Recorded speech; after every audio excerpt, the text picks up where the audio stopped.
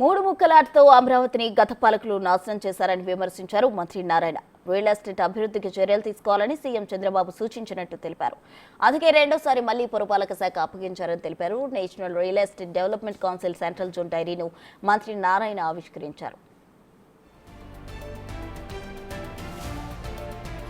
రాష్ట్రంలో real estate రంగానికి ఊపు తీసుకొచ్చేందుకు ఇతర రాష్ట్రాల్లో అధ్యయనం చేసి అనేక సంస్కరణలు తీసుకొచ్చామని ఆయన అన్నారు. గత 5 ఏళ్లలో రియల్ ఎస్టేట్ పరిస్థితి దారుణంగా తయారైందన్నారు. సంక్రాంతి తర్వాత అమరావతి పనులు ప్రారంభమవుతాయన్నారు. రాజధాని మీకు తెలిసిందే, పూర్తిగా నాశనం చేశారు. అనేక సమస్యలు ఉన్నాయి, లీగల్ సమస్యలు. కాంట్రాక్టర్లు క్లోజ్ చేయాల. 2014-19లో 41,000 కోట్లకి టెండర్స్ ఇచ్చాం. 5,000 కోట్లు కాంట్రాక్టులు పే చేసాం. పెండింగ్ 3,000 కోట్లు ఇప్పుడు పే చేయాలి వాళ్ళకి. అవి క్లోజ్ చేయాలి. క్లోజ్ చేస్తుంటే సమస్య ఉండేది కాదు, లీగల్ సమస్య.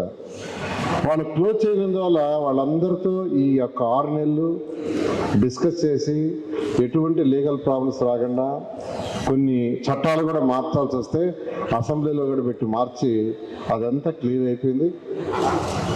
అథారిటీలో క్లియర్ అయినాయి, క్యాబినెట్లో కూడా క్లియర్ అయినాయి. బహుశా రేపు సోమవారం కానీ బుధవారం నుంచి స్టార్ట్ అయ్యి నెక్స్ట్ మంత్ 15వ తేదీకి అన్ని టెండర్లు కంప్లీట్ అయిపోయి బహుశా పండగ పోయిన తర్వాత మంచి రోజు స్టార్ట్ అవుతాయి. ఆల్ వర్క్ స్టార్ట్ అవుతాయి. ఒకేసారి